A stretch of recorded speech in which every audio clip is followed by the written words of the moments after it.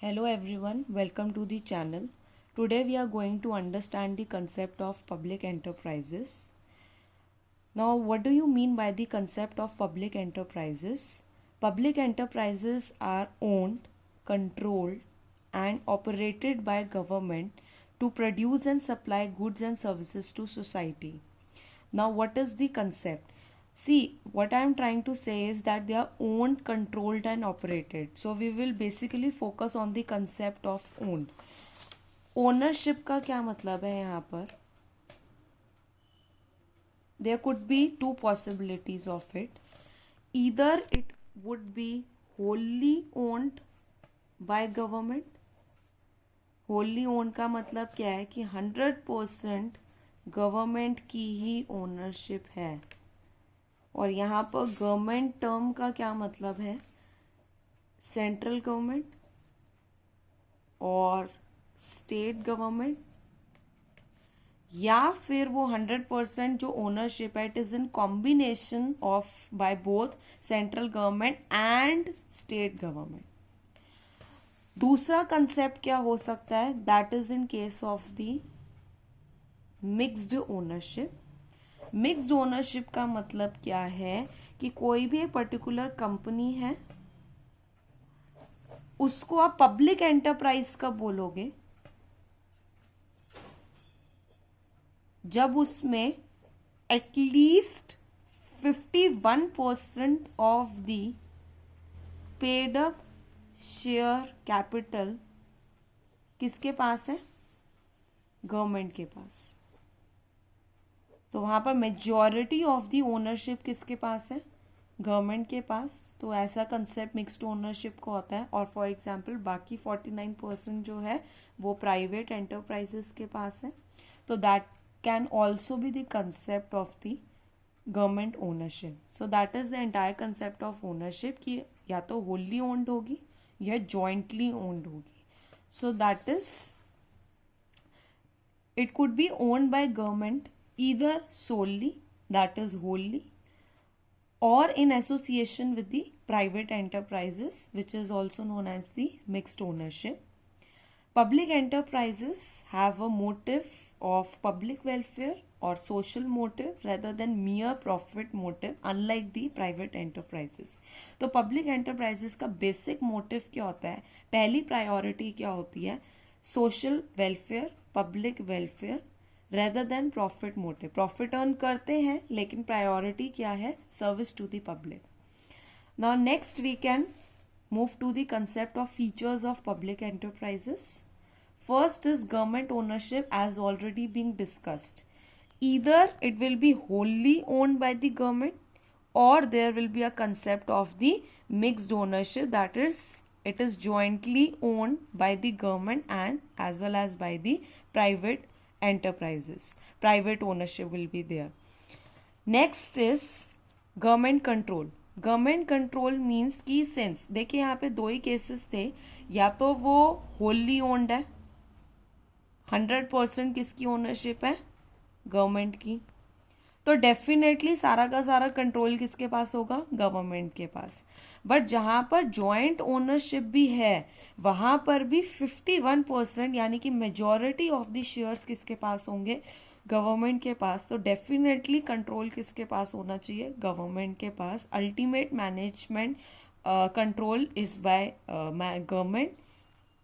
Appointment of the key personnel is also by the government. For example, appointment of CEO, managers, directors, etc. Next is again as already discussed that public enterprises have a social motive. They have a service motive. They provide and produce goods and services so as to give them at the reasonable prices or affordable prices. So there is always a people perspective in their mind. There is always a concept of social or public welfare in the concept of public enterprises, and then there is a concept of giving or providing the goods and services at affordable prices to the general public at large. Then next concept is the government funding or financing, which means that all the financial requirements of the public enterprises is being met by the government that is government funds.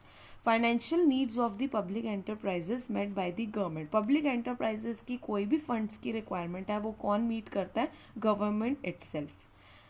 Then there's a concept of public accountability. See, the concept of public accountability is linked with the upper concept or upper point only. For example, if you are saying that it is the funding or the financial requirements are being met by the government, अब government के पास funds कहाँ से आते हैं? It collect the fund from the general public by the way of the taxes. So there by indirectly public enterprises में किसके funds लगे हुए हैं? जनरल पब्लिक के. So there by since funds are being deputed by the public, general public, so thereby the public enterprises are accountable to general public only. So see, it is being mentioned why it is accountable to public, as it is financed by the public funds. Government के पास funds कहाँ से आते हैं? Public के through. So it is answerable or accountable. Accountable का मतलब होता है you are answerable to the public. That is public को भी डायरेक्टली नहीं, that is to the parliament. और पार्लियामेंट कौन होते हैं? दे आर रिप्रेजेंटेटिव्स और the elected members of the public. तो आप इनडायरेक्टली किसको आंसरेबल हो? पब्लिक को, if you are accountable to the parliament. Next and the last point is that public enterprises could be an autonomous body और it could be a semi autonomous body. अब autonomous body का मतलब क्या होता है? कि autonomous का मतलब क्या होता है? इंडिपेंडेंट. पब्लिक एंटरप्राइजेस या तो एक इंडिपेंडेंट बॉडी हो सकते हैं, दैट इज वो एक सेपरेट यूनिट है, किसी मिनिस्ट्री के अंडर नहीं है, and they are being incorporated under the companies act. And current companies act is companies act 2013 which has replaced the companies act 1956. और it could be semi autonomous, यानी कि semi independent. Semi independent का example क्या है? Departmental undertaking, जो हमने previous video के अंदर समझा था. So there is a concept. Departmental undertaking का मतलब क्या है? कि किसी मिनिस्ट्री के अंडर कोई डिपार्टमेंट है और उसका सब डिवीजन की तरह अगर आप ऑपरेट कर रहे हो. For example ministry of railways एक गवर्नमेंट डिपार्टमेंट है और उसका सब डिवीजन जो है वो क्या है? Indian railways. तो ये आपका एग्जाम्पल है डिपार्टमेंटल अंडरटेकिंग का या फिर सेमी ऑटोनमस बॉडी का. So we are done with the features of public enterprises. Next we will move to the objectives, rational and in fact अगर आपको एग्जाम में रोल ऑफ पब्लिक एंटरप्राइजेस भी आता है, then also you can use the same points. And the points we are going to do is similar what we have discussed in the previous video in the concept of that what is the role of government in business. Now objectives क्या है public enterprises के? सबसे पहला है आपका objective है planned economic development. See, India is a planned economy where by सब चीज़ें जो हैं, जो भी हम एग्जीक्यूट करते हैं, जो भी बजट एलोकेशन होता है, it is according to the plan. So there by we can not expect कि जो भी हमारी प्लान डायरेक्शंस हैं वो प्राइवेट एंटरप्राइजेस उसको परस्यू करें. We can not expect, we can not put the burden of planned economic development on the shoulders of private enterprises. So there bye it is very much necessary कि public enterprises जो है government की planned economic development को pursue करते हैं so that they can take the economy in the plan direction. Next is the infrastructural development. It is particularly true in case of the developing economies, जहाँ पर basic infrastructure कौन provide करता है? Government provide करता है. So there by road, electricity, railways, ये सब आपको कौन प्रोवाइड करता है? गवर्नमेंट प्रोवाइड करता है by the way of the public enterprises only. Next is the concept of the sound industrial base. See, sound industrial base के अंदर क्या कंसेप्ट है कि देयर आर सर्टेन सेक्टर्स जहाँ पे हैवी और ह्यूज इन्वेस्टमेंट्स रिक्वायर्ड होती हैं, where by a private enterprise will not invest. So in that case, investment is being done by the public enterprises. For example, investment in the steel, investment in the machineries, heavy machineries. So SAIL is one of the example, that is Steel Authority of India Limited. Next objective could be balanced regional development. That is कि जो भी backward regions हैं उनके वो develop करने के लिए public enterprises अपने वहाँ पर सेट करते हैं एंटरप्राइजेस को. So there by setting up of enterprises in the backward region would facilitate the concept of the balanced regional development. Generation of surplus, that means कि देखे सीधा गवर्नमेंट का जो बेसिक रेवेन्यू होता है वो टैक्सेस होते हैं, बट अपार्ट फ्रॉम इट वो अपने पब्लिक एंटरप्राइजेस से जो सरप्लस जनरेट करते हैं वो फर्दर उसे री इन्वेस्ट करते हैं for the purpose of economic development. Next is obviously अगर आप पब्लिक एंटरप्राइजेस ओपन करोगे it will generate employment, so creation of employment opportunities.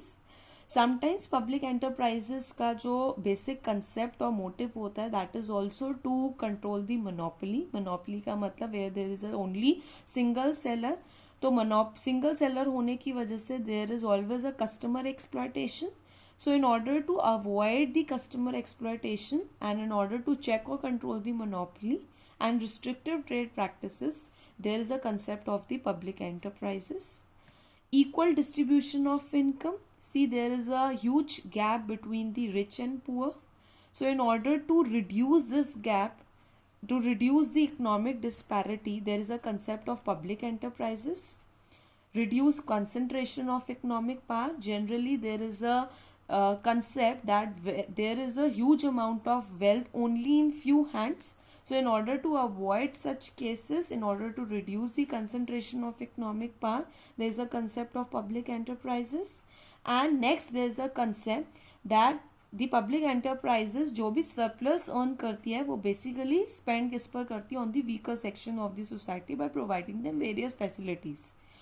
So by all these ways we ensure that the economic disparity is being reduced and there is equal distribution of income and the gap between the rich and poor is being bridged out.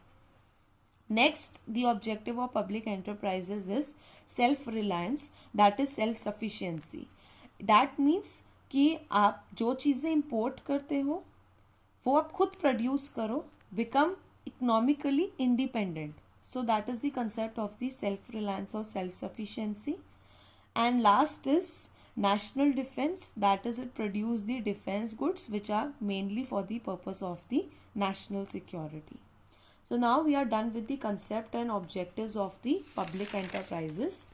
We'll see कि इनकी क्या problems and shortcomings हैं public enterprises की, कि generally you must have confronted with the concept that generally public enterprises losses में चल रहे होते हैं. So what are the problems and shortcomings of the public enterprise? We'll discuss the same in this topic. First point, poor project planning. Generally in case of the public enterprises, there is improper planning.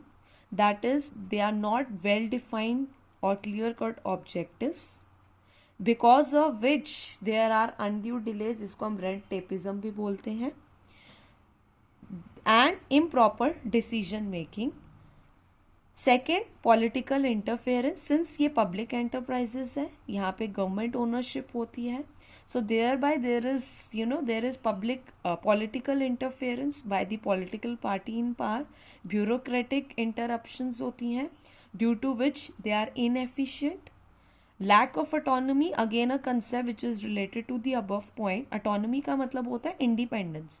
Since वहाँ पर एक political interference होती है तो वो एक independent body की तरह परस्यू नहीं कर पाती, so there bye it operates inefficiently, complete efficiency नहीं आ पाती.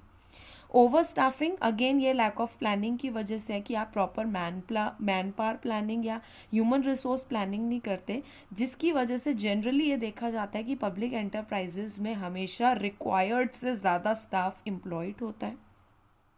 Then under utilisation of installed capacity, यानी कि जो आपके फिक्स्ड एसेट्स आपने यूज़ किए हैं अपनी एंटरप्राइज के अंदर, आप उसको 100% यूज़ नहीं कर रहे हो. Reasons could be lack of target, pressure नहीं होता, टारगेट्स नहीं होते, प्रोडक्शन प्लानिंग नहीं है, प्रोडक्टिविटी लो है because again due to ineffective production planning. Inventory control नहीं है, साइंटिफिकली आप इन्वेंट्री को मैनेज नहीं कर रहे हो। Because of all such reason generally क्या होता है कि जितनी भी इंस्टॉल्ड कैपेसिटी होती है आप उसको 75% से कम यूज कर रहे हो, तो there is no 100% utilisation of the same. Next is the concept of the over capitalisation, यानी कि आप ज़्यादा स्पेंड कर देते हो मनी जितना रिक्वायर्ड भी नहीं होता पब्लिक एंटरप्राइजेस में। Again it is because of inefficient financial planning and thus you turn up with the wastage of the scarce capital resources. Inefficient management, why? Because there is too much of centralization. सारी की सारी authority जो है वो upper management के पास है। Participative style नहीं है मैनेजमेंट का, that is you do not allow the employees to participate in the decision making process. Then there is lack of training of the employment of the employees or managerial personnel. Ineffective delegation of authority means कि आप सिर्फ authority, again this is a concept related to above point कि centralised authority आप उसको delegate नहीं करते हो to the lower employees. Then last is the lack of coordination among the PSUs, that is public sector units. See, majority of the times it happens that public enterprises are interrelated with each other. For example power and steel plants जो हैं वो कोल plants के ऊपर interdependent होते हैं, and coal plants जो होते हैं वो इक्विपमेंट एंड मशीनरी डिपार्टमेंट्स के ऊपर इंटरडिपेंडेंट होते हैं. अगर इनके बीच में कोऑर्डिनेशन नहीं होगा then there will be inefficiency, there will be there will be no scientific inventory control, you will turn up into the excessive stock. So there is because of lack of coordination and because of interdependence among the public sector units.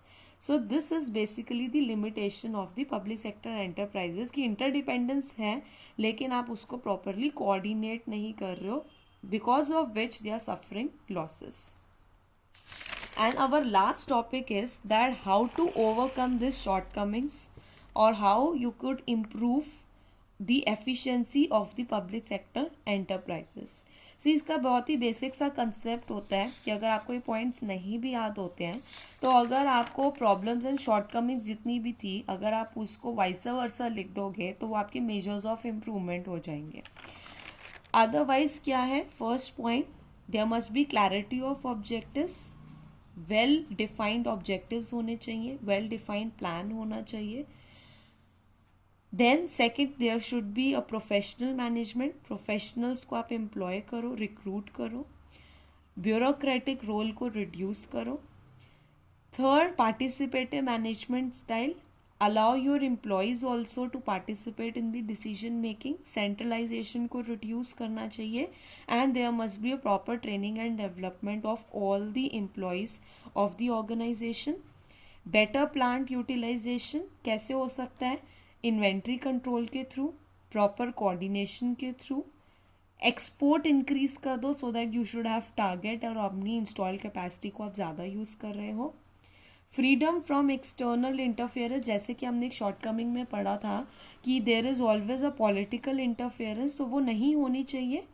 Managerial autonomy increase करो, that is autonomy का मतलब independence, so manager should work independently, so reduce the interference by the political parties. Effective management information system, that is MIS. MIS is basically a database which provides the information.